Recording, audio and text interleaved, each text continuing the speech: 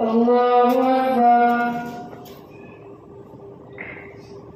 الحمد لله رب العالمين الرحمن الرحيم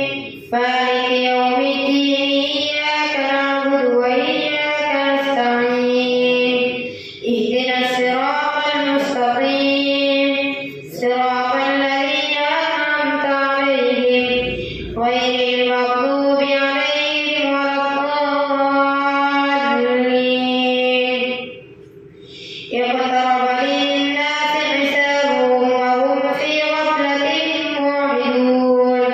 ما يأتيهم من ذكر من ربهم محدث إلا استمعوه وهم يلعبون لاهية قلوبهم وأسروا النجوى الذين ظلموا هل هذا إلا بشر مثلكم أفتأتون السحر وأنتم تبصرون قال ربي يعلم القول في السماء والأرض وهو السميع العليم بل قالوا أضغاث أحلام بل افتراه بل هو شاعر فليأتنا بآية كما أرسل الأولون ما آمنت قبلهم من قرية أهلكناها أفهم يؤمنون وما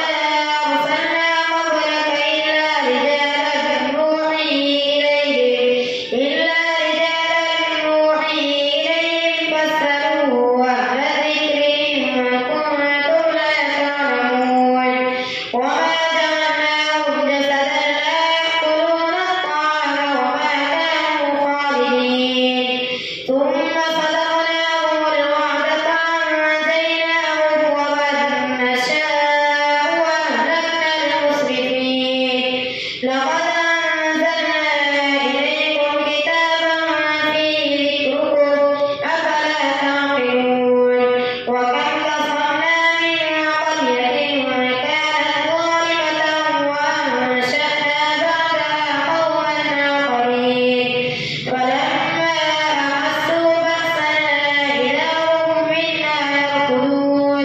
لا تأكلوا وارجعوا إلى ما أترفتم فيه ومساكنكم لعلكم تسألون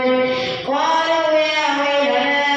إنا كنا ظالمين فما زالت تلك دعواهم حتى جعلناهم حصيدا خامدين وما خلقنا السماء والأرض وما بينهما لاعبين لو أردنا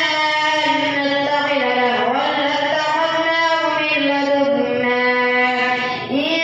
كنا فاعلين بل نقذف بالحق على الباطل فيدمغه فإذا هو زاهق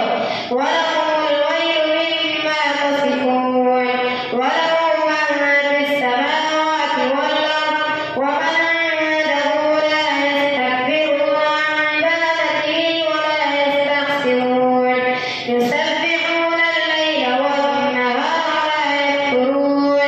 أم اتخذوا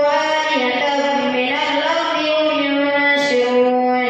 لو كان فيهما آلهة إلا الله لفسدتا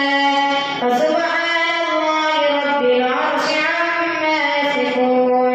لا